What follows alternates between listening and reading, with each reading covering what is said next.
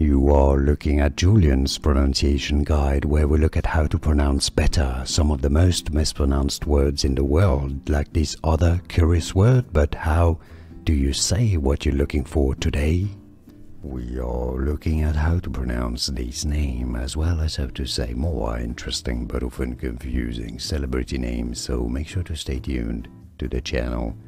In English, it is generally pronounced as Gyllenhaal, but being a name of Swedish origin, in Sweden, it is generally said as Gyllenhaal.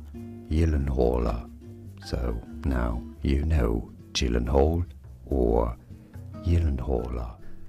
Here are more videos on how to pronounce more confusing words and names too many mispronounced. Like this video if you found it useful. I appreciate your support. I'll see you soon and thanks for watching.